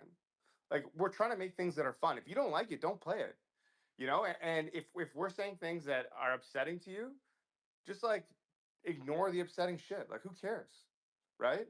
And vice versa. Like, if they're saying mean things to me, like, I don't need to hear it. If that's just one guy's opinion saying like, hey, I don't like your game, like, yeah, I'm sure there's like millions of people out there who also don't like it. That's okay. I just think that like we should all play the things, like, try anything. If you like it, keep playing it. If you don't like it, don't play it. And that's it, really. I don't know. I don't know what else to say at this point, but I think it's kind of silly. I will say though, uh, one major benefit of it, or two, is obviously like it's amplified our presence in the internet space. And then I also personally put up some of my money to anyone who hasn't really played Parallel, but is coming from the Magic and Hearthstone community. And I pick those communities because they actively have digital trackers, so we can make sure that they're former, not pros, but current active players of those games. And we said that if any of those guys finish in the top five of our season, anyone who's like has sub a certain amount of hours in Parallel already and finishes in the top five, gets like some some um some money out of the bank. And then if any of them finish first place, then they'll get like 5 grand or whatever, proving their point that all of our players are just paid shills. So Dude, I think that's awesome because you're not asking them to be an ambassador. You're asking them to play the damn game. And at that point, if you get to top five, you should be able to make your own opinion about it. But right now, it feels like they just can't. Like a lot of the comments that I personally was seeing just felt like they didn't even have the first fundamental understanding of the game. And it's free to play. Like there's no barrier to entry.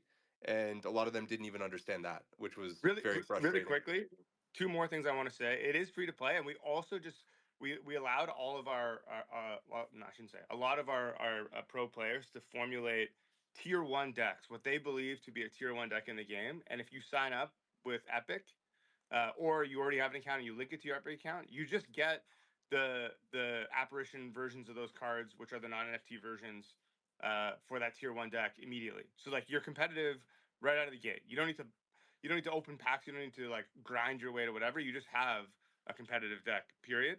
The other thing I wanted to say is Sam caught some strays in the war too, which I think is absolutely fucking hilarious. Uh, anyway, yeah. Yeah, thanks, bud. You're not defending the homeland if you don't catch a stray every now and then. Yeah, I think I said like it's crazy that the skins in Hearthstone are like $60 and you can't even trade them, and they got all mad. Tyler, also that you mentioned, Koji is in the audience. Shout out to Tyler. I love his content. Huge supporter of Parallel. Jerry has the hand up. Curious what he wants to say, and then we'll go to Dub. Yeah, Koji, I'm just curious. Like when these things happen, this is not the first time this has happened. Does that spike your guys' install numbers? Okay, I'm afraid to answer this question because but like I feel like it'll lead to a bunch of misled marketers doing really dumb stuff. Uh, but That's a yes. I mean, we have more players this month than we did last month, certainly, and I mean that's true almost every month. But this month, you know, post all of this, there's a little bit more action than there was for sure. Now, whether that's the back and forward or the prizes or the whatever, you know, we also ramped up our marketing spend on our side as well. So I'll say that it's our great marketing team, but it's possible that it's also the beef. Yeah. I'll say for you, Sam, this is not financial advice. If you need financial advice, please contact a financial advisor. That was not marketing advice. Please contact an agency if you need help with anything. Um, the second question I had, Koji, was where is this all happening? Is this happening like on Twitter or is this like Reddit again? Because I told you guys before, Reddit is not a good place. No, this time it occurred on Twitter. They took it Okay. off Reddit and they brought the fight home to us, I guess. Gotcha. Okay. Oh man. Oh, I'm glad you guys we have some good representatives Sorry, out I there. can't abide this freaking Reddit slander I just heard. No, Reddit Reddit. is like literally the best place on the internet. It's not. It's not. I Also, mean, Reddit is what we make of it, right? But It's pretty toxic, to be fair. Like I used to use Reddit a lot. It's a hell of a lot more toxic than it used to be, and that actually is a great thing to for the next topic, actually. But I know Yeah, Dub has his beautiful hand up. segue, Limbs. Wow, that's why he's the co-host with the most. That segue right there. I'm gonna go to Dub real quick on the hand, and then yeah, we will tag in the next topic. Sorry to break up all the talk about Threads, the best social platform that's coming to the world.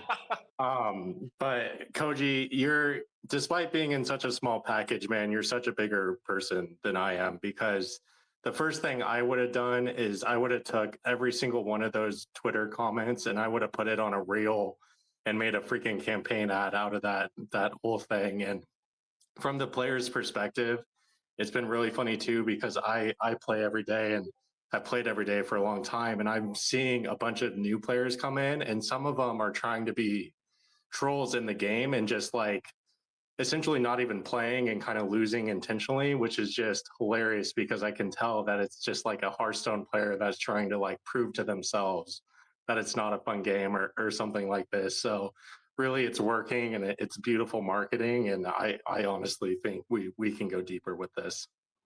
I mean, I have retweeted the most scathing of the comments as much as possible.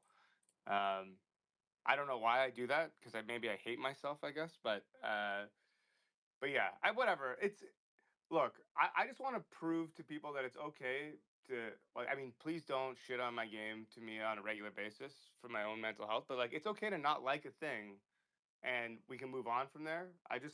I don't know. I think that everyone takes all of this shit too seriously. This like tribalism is fucking hilarious to me. Because when I've actually engaged with some of these people. The loudest people refuse to talk to me, but I have DM'd a couple of the people in the comments. There are some people who are like actively going back and forward with some of our user base, and so I did DM them, being like, "Look, you know, you seem to be willing to talk. Like, let's whatever." And when I actually explained to them, like, "Look, this is how the game was made, and this is why I care about these things," and like, it's clear that we speak the same language. They're like, "You know what? Actually, like, it's not that bad. Maybe I'll wait for it to be out of beta or whatever, and then I'll reserve my judgment." Like, they don't want to go as far as to say like, "Yeah, I'll give it a try," because I don't know. We're humans, and we don't like to admit that maybe we've had a change of heart. Like, that's like the cardinal sin as far as humanity is concerned, it would seem these days. But they're at least willing to be like, "Okay, well, when it's out of beta, send me a message and I'll give it a try," which I appreciate. You know, like, I think that at the end of the day, we can all be rational beings. It's just very easy to get caught up in like my side, your side, when in fact there aren't really any sides. That's a great point, and it's a great one to transition off of. I do just quickly want to say what you guys did with letting pro players make decks and then making that accessible to people free of charge. I thought was fucking awesome. I got Ali's deck personally because shout out to Ali, and it's just an incredible onboarding. I don't know because I haven't played Hearthstone in probably 6 years, but I did play a ton for like 4, and based on my experience I had during that, I cannot imagine them ever doing anything like that because everything just costed more money every time I booted up the game. But with that being said, let's transition over to gaming toxicity. Okay, a report came out that toxicity is up in gaming from 68% to 74%. So it's a general upward trend. I think there's some debate on like where exactly the line is and how they define a percentage point is up or down. But I'll outline a few things here. The Unity report identifies the most common forms of toxic behavior in multiplayer games. Leading the list is cheating by 30%, followed by deliberate attempts to disrupt others' gameplay, which is what Dub is talking about, just like fumbling the game on purpose or like, running it down mid if you play MOBAs and stuff. 28% of players reported hatred toward each other, while unacceptable content and abusive game mechanics account for 25% and 24% respectively. These behaviors not only affect, enjoyment, but they also obviously make it much harder for new players to enjoy their experiences and eventually onboard them with a sticky experience. The Unity report also revealed that certain game genres are more susceptible to toxic behavior. Shooters, racing games, and battle royales are the highest occurrence, and then the lowest occurrence actually adventure and trading card games. So shout out Koji, you're just living on easy street over there, bud. Okay, don't worry. This is you ain't seen nothing until you got in shrapnel's boots. I'm sure. This data suggests that the competitive nature of some games may contribute to the issue. So, my question for the panel is we all know this, right? We're all gamers and we've all experienced a fuck ton of toxicity in our lives. Um, with that being said, how do you make this number go down? Because I've only seen it go up literally my entire life. And I've always been thinking to myself, like, man, League of Legends at some point is going to fail because every time I boot it up, I get like 2 games. And then the third game is a dude just running it down, and I'm held hostage in a lobby for like 30 minutes. And if I leave, then I get reported, and then I can't play the game anymore. And it's just this miserable experience that leads to me uninstalling because I'm an adult and I have too much time to have that little fun in, a 30-minute experience because that's rare for me now. Dub had the hand up first, and then Koji added up second. Yeah, 74% is 5% too high because we all know the glory metric in gaming is hitting that 69%. And to get there, it comes down to game design in my mind. Like, I look a lot at our history, and when we first came out, we were very much had a very heavy monetary reward around performance in the game. And toxicity in my eyes during that was a lot of the crappy gamers, for lack of a better word, accusing the good gamers like myself as cheating. And it was incredibly frustrating to manage from my position because I'm literally streaming in front of people. Like, why are you claiming I'm cheating? I'm from the fucking company too. Um, and ultimately, when we changed our reward schema and quest to be more inclusive of everyone, we saw that toxicity barometer really go down across the community. And thinking back on my experience of 10 years plus of League of Legends now, and all of the updates and changes that they've made to the game to prevent toxicity from happening and for players to get banned for being AFK for so long. And I had a friend lose an account because he got too drunk one night and just raged at people. All that kind of stuff is just ultimately design and development. And I think games can do a better job at designing anti-toxicity elements into their thing. And it's hard because like it's part of the best part of monetization, kind of like empowers toxicity as well with like showing off essentially. Dude, your story of people claiming that you're cheating work for Shrapnel just made me go off on a tangent in my own mind, imagining a world where Dub is so egotistical that he gets a job at the company and then still installs an aimbot so he can troll new people coming into the game. That would be incredible. Koji, over to you, man. Yeah, before I get to the topic, I would be remiss if I didn't mention the last topic that Tyler puts out a daily blog about becoming the parallel champion, and which I think he's already done, but still does it every day. So you guys should check that shit out for sure. I watch every single one. But as far as toxicity in gaming and how do you prevent it, I mean, honestly, the sad answer is that you don't. You can't. Like, and it's the reason why we don't have nice things. The reason why things like TeamSpeak and Discord and all this stuff exists is because uh, we can't build chat in the games anymore. Any games that let other gamers like, I don't know if you guys remember the heyday of playing stuff on Xbox or PlayStation where you just have free chat and you could even talk to your teammates while playing this game. It's like, no, we don't do that anymore because, you know, people are just going to throw around racial slurs or say like terrible shit. It's because it's the same thing. Like, how do we get rid of toxicity on Twitter? You know, how do we like what you're asking for is just like how do you like remove scumbags from planet Earth? You don't. But I do agree with Dub that like there is a game design element to it, so you can help design around some of the known toxic behaviors, and of course you can build in reporting features and whatever.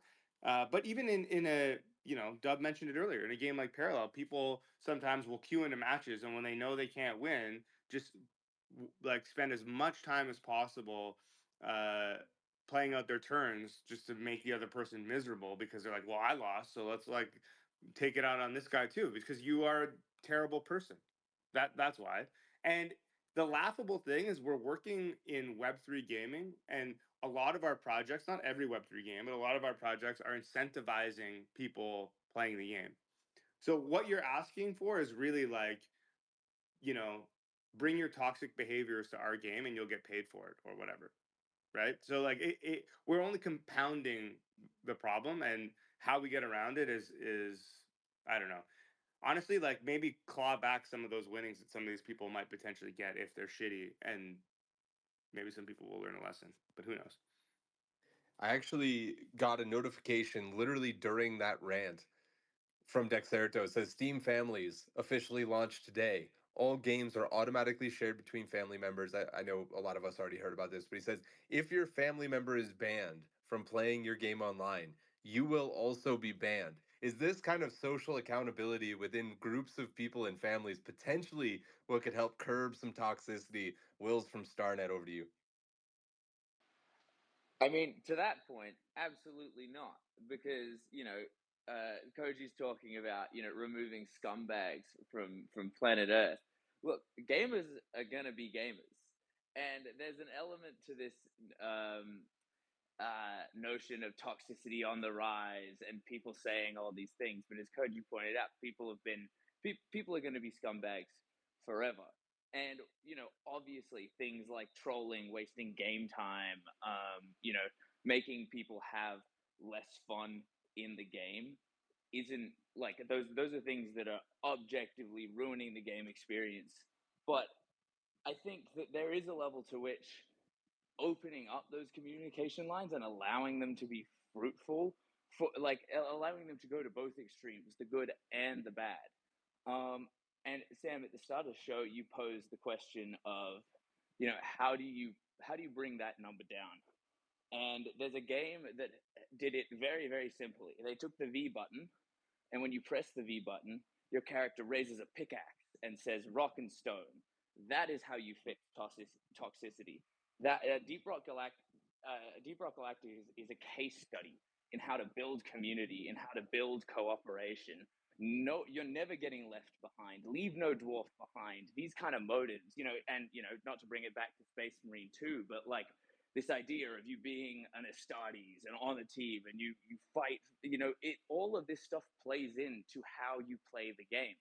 And that kind of loops back to Dub's original point of, it's about game design. And if you're designing a hyper ultra competitive game, people are going to get pissed because that's what you want them to do. Games like Overwatch, even though it's fun, quirky, fun for the whole family paint job, they want you to get mad. They want you to not be able to talk about it so that you hop back in another lobby and play another game.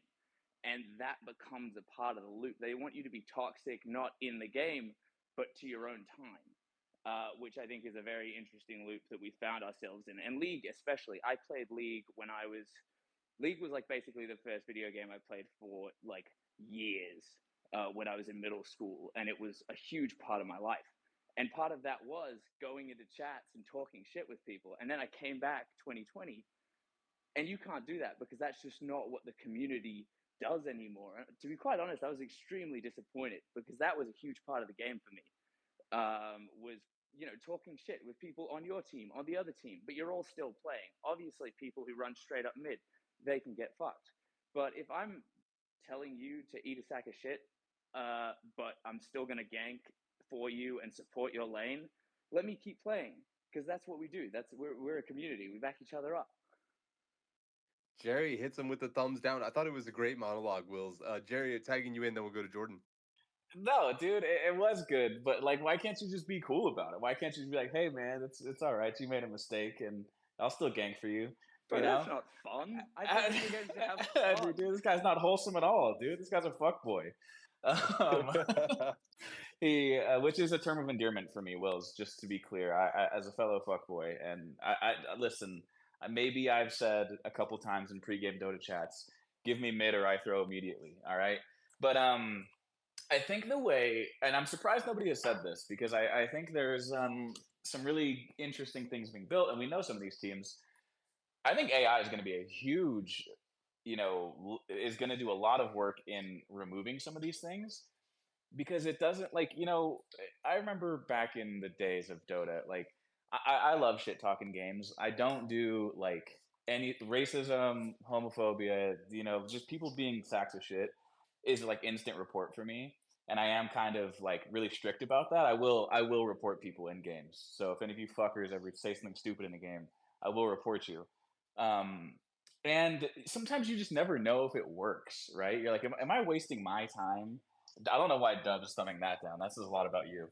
And I think with AI tools that are being built, and I think there's some of these that are really far along, will actually be able to have like immediate impact on how a game is being played and can kind of police, as some of these models get better, can help police some of these chats. And like, I know I love shit talking gaming, but gaming should be like a safe place for people to be who they are and to have some fun online. People deal with enough shit in person. I think gaming should just be a little bit more of a safe space for people to get away from some of those things.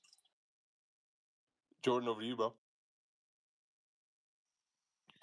I got kind of like a big weird answer about this that I don't even. Okay, so I think that there's a core issue happening. I think I think this is a societal issue. By the way, I don't think that this is a game issue. I think yes, you could do good game design and kind of try to help, right? I know the numbers are going up, but I honestly like. I forget who mentioned, back on like Xbox Live playing Halo. Like we might have very different memories of that and the kind of things people said on Xbox Live Halo voice chat, right? It was just I was 13, and so I'm laughing because they're saying, it's different to be 13 and someone's using a naughty word and you're laughing about it, back on 4chan message boards versus being a 33-year-old and having some 13-year-old call you something horrible, right? They feel differently. And you're like, I don't have time for this. Like, shut up. But I think the numbers are going up, honestly, just because they're going up in all of society. And I'm going to say something. I know this is bold. I don't even like it, but I think it might end up being true. I don't think human beings or human society is designed for or capable of sustaining anonymity. I just don't know. I think it might be something that 20 more years from now we look back on and be like, that was kind of a grand experiment. I'm not saying I am super pro anonymity.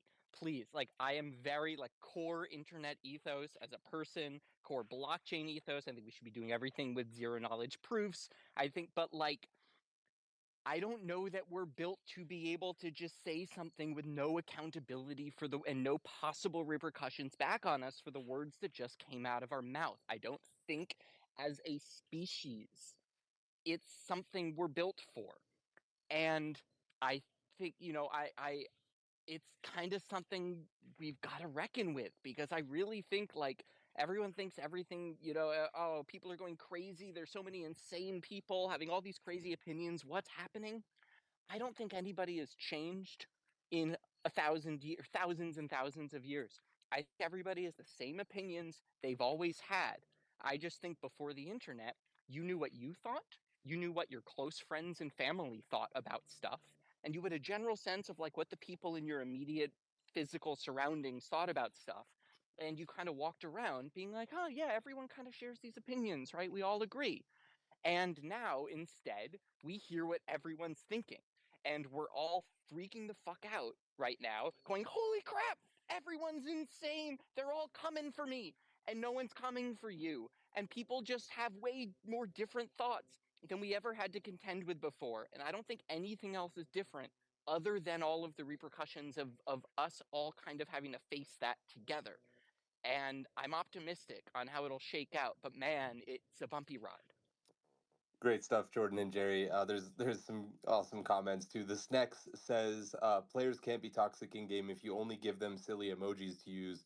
Though some of them can have as much snark as a curse word. Yeah, if you're saying that, then clearly you've never played Hearthstone back in the day before they had to ban the well met emoji from paladins, because Oh that god. was how you trolled people to just spam well met whenever you knew you were gonna win and they were trying to figure out their turn. That thing was infuriating. There was always only 6 emojis you could pick from, and the fact that they just kept spamming it was absolutely enraging. Uh, we also have T Pro saying, I mean, toxicity has always been there. To say it's increased is wrong, IMO. We just have more competitive games. Any competitive game is you're either cracked or an old head who gets slammed every game. Cheating and hacking is the biggest issue. So they cheating and hacking was tied into this toxicity report. So I'm kind of assuming all of it is at least slightly on the rise or it's not getting better.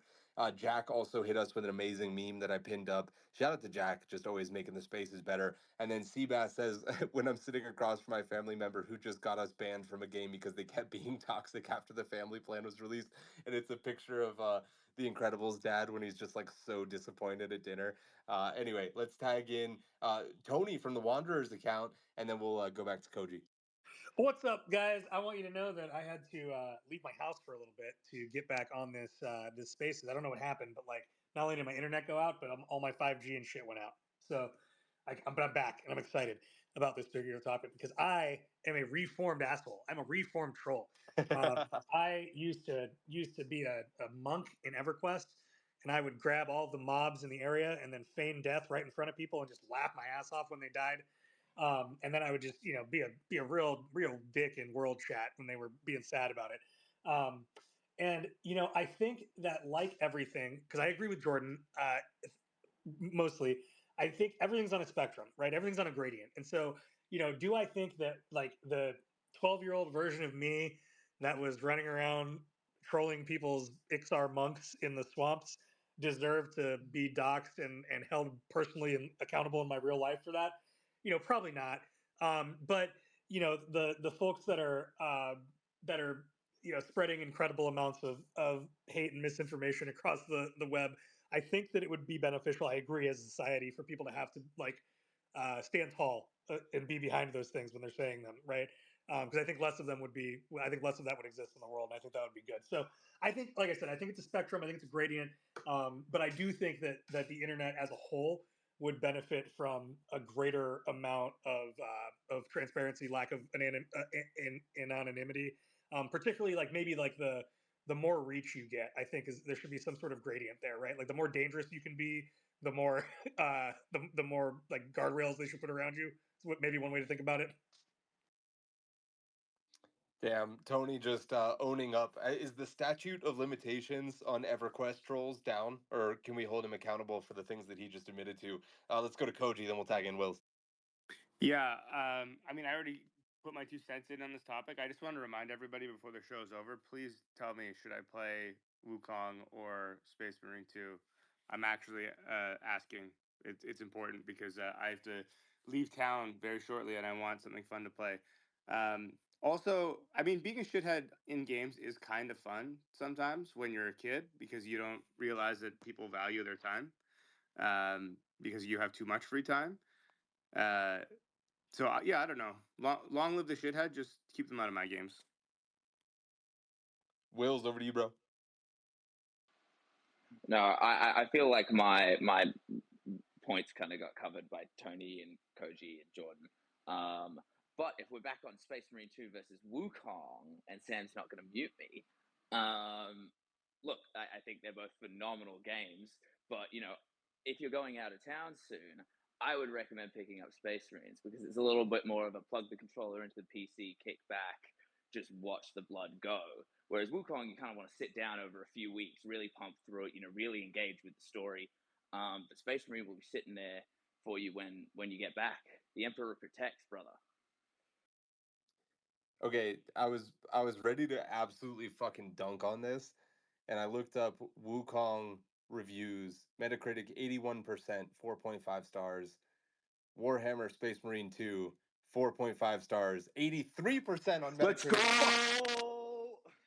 I can't believe that. That is mind-boggling, dude. Unreal, dude. Okay, real quick, we're gonna squeeze in one more topic. Top 5 games of August, according to Games GG.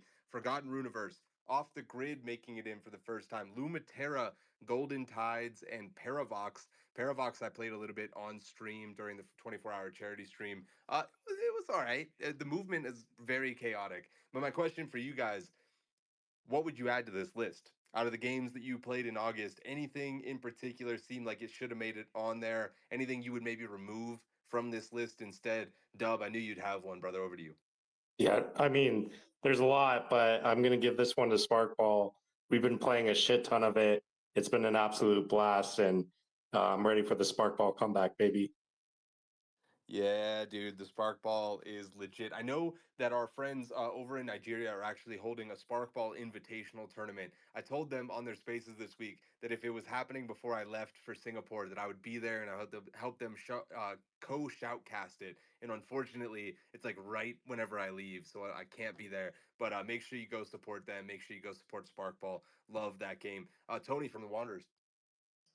You know, I love this game so much. I don't even know the name of it, but whatever poker game that you and Dub were playing just looks like I haven't gotten into it yet because I've been super busy, but it looks incredibly fun, and I want to dive into that. The dungeon poker, whatever you guys were playing. Yeah, Yeah, yeah. So it's Heroes of Hold'em. It's on Say, and I've actually been playing that one every day since that stream as well, and bought one of the characters even. that's sick. Yeah, the other, I don't know if you were referring also, we've been playing Bag.Win with Icy. He's got a deal where he's bringing a bunch of creators in, doing these little poker nights, and it's like in 3D environments, but it's just traditional poker. And then yeah, on Say, like Dub says, there's Heroes of Hold'em where it's poker but with like spells. So I can cast a spell to like see what's in your hand, but then you can cast a spell to like draw new cards. It's crazy. It's a great iteration on poker. We had Icy play, yeah, like 4 in the morning. Spike tagging you in, man. What would you add to those games of August? The top 5 again to remind people: Forgotten Runiverse, Off the Grid, Lumaterra, Golden Tides, and Paravox, courtesy of Games GG. Yo, I'm ready to FUD, guys. Why did they not have Sparkball and why did not have Raven Quest? I am not a sponsorship for either game. I just know how much potential these games have to break out without any like monetary incentive, right? So like Lumeterra, ah, come on, Raven Quest got it beaten. I honestly got Sparkball. Like I've been in a couple play tests up until this point, And I've played with the players that know nothing about Web3, and they're just like, dude, I F with this game. Like, this is just so addicting. Like, this is it. So, without a doubt, let's support those games too. But yeah, we got to extend that list to 7. Otherwise, I'm going to be flooding all over the timeline, guys. I'm upset. This is ridiculous. I'm not a sponsor shield for these games. They need the recognition that they deserve. Spike coming in hot. All right, Lems, give me your pick. Just because it's just the month of August, right? Like, I don't know if Sparkball, like, is it even publicly accessible? Like, but I was even going to also have that as a critique for here. Like, didn't Forgotten Universe just kind of kick off this month for September?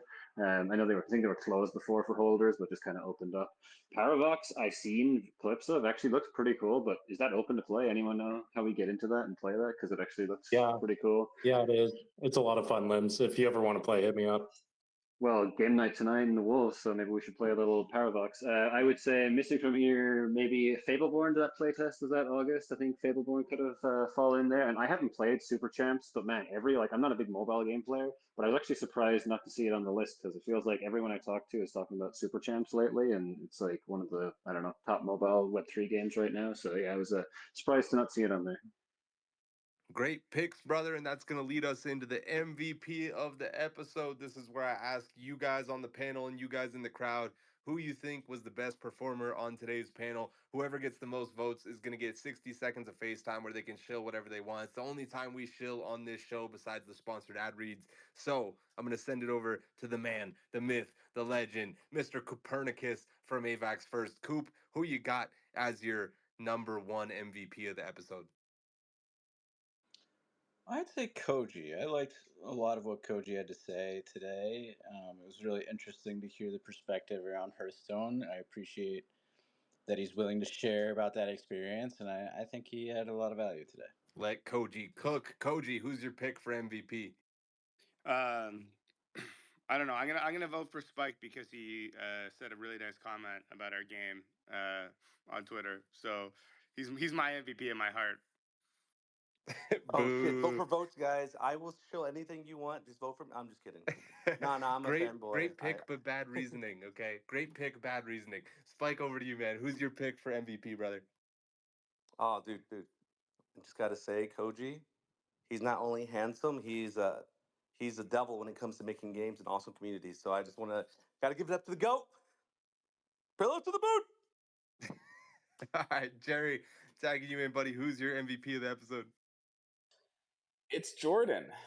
Jordan, took the flamethrower to people that maybe deserve the flamethrower, and he brought up some Eve Alpha, which is good to know. And I think probably a lot of us are a little bit more excited about what they're doing. Super pumped about Eve. Thank you for the Alpha, Jordan. Jordan, who's your pick for MVP? I definitely pick Kohji as well. I love it when a founder, especially one in a super prominent position in the space, is really, really honest and detailed about their experience and what's going on. It was very, very interesting to hear. Thanks for sharing. Kohji getting mad love. Dub, who you got, bud? Shit, man. I thought I'd have at least one vote by now. I'm gonna give it to Jordan for sure. Those rants were just too wild for me. Kohji brought what he normally brings, so he's got to bring more to the table if I'm gonna give him the MVP these days. Daniel in the comments also chimed in on the last topic, said TMA, the Machines Arena, should have been on there. Nine Heroes also should have been on there with their third open playtest. Saida says Sparkball, all caps. Anthony Mr. Dip says you should be playing Wukong. The numbers it boasted in the first week were insane. All right, it's pretty clear to me. Oh, Wills gets a vote. Wills, who you got, buddy? Who's your MVP? I loved everything Kohji had to say, but I think, as was said, Koji's always saying those kind of things. I'm gonna have to give my vote to Jordan, and just want to make the comment that it's very interesting on the toxicity side of things. Would Jordan have gotten banned for the things he said today, and should he have? That's what I posit to you, the people. But anyways, I'll shut up. I love it, man. Shout out to Dave Schick in the audience also says, missed the episode. However, people like what they like. Some like Hearthstone, some like Parallel, some like both. Worth trying the other game just to see what it's like. Let's be friends and let's play games. I couldn't have said it better myself, brother. And on that note, let's send it over to Kohji for 60 seconds of FaceTime. Yeah, it was a tiebreaker, just saying. So you got to give Jordan his time in the sun there too. Just gonna point that one out. There is no way it was a tie, but also, yeah, Jordan deserves some love. It was like 4-2. Oh, I'm no, no, tracking no. them. I'm writing them down, man. It's 3-3. I think it was 3-3. But I'll just say really quickly, we have some stuff going on in Singapore. Some big announcements for the worst kept secret in the entire world. So if you're interested in what Parallel is doing next, keep your eyes out on Singapore. And in a slightly more serious note, again, Sam alluded to it earlier. I had some personal shit go on a couple days ago. Really dangerous shit. Just like uh my plea is to just everyone who has a family, or even if you don't have a family, to be honest, just like evaluate your home security and make sure that you got like your shit up to snuff. Because man, I thought Canada was like a safe utopia where everyone could just get healthcare for free and no one had to pay for anything. But it turns out that in fact you can still get home invaded and carjacked and all this shit. Well, they didn't take the car, but they almost did. But yeah. So just be safe and make sure that like don't skimp on it. You know, I didn't do an alarm system. I'm like, we're in a safe neighborhood, whatever. Don't fuck around with that. Just spend the money and make sure that you're protected.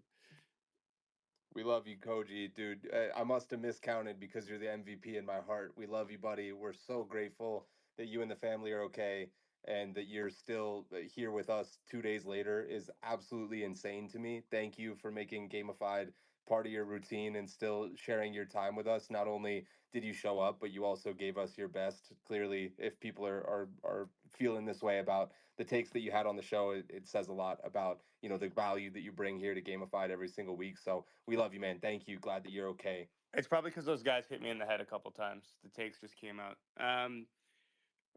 Go ahead, Jordan. Now the rest is Yeah, yours. Jordan, now that I fumbled the bag on your behalf, over to you, man. Yeah, Koji. Well, on top, in terms of like again, you sharing things that are intimate and private, but you wanting people to know, that I really appreciated your post and your comments about this thing that happened to you. People should take that seriously. In terms of my show, it's actually very convenient timing because Eureka started its second auction today. My game Eureka, if you don't know, it is the eighth continent. It is a full-sized continent that everyone will be sailing to in 1850 and exploring in real time at real speeds on the ground in first person and building an entire functioning nation on it. The only way to get to Eureka is via a ship. We are auctioning off the remaining 450 ships. Right, started today. We're auctioning them off for 2 weeks. If you own a ship, you are the gatekeeper to Eureka. Everyone who wants to play the game has to buy a ticket from you at whatever price you want to sell them for. And so the auction is live now. It's going for 2 weeks. It's actually the first multi-chain, multi-token NFT auction. You have a bunch of options of what you can bid in. And get your bids in early because every day we're selecting one top bidder and giving them whatever they bid on at its current price. So you could bid $5 right now on a ship and get it tomorrow and not even care what the rest of them go for by the end of the auction. Fun little twist we're doing. Great space, Sam, as always.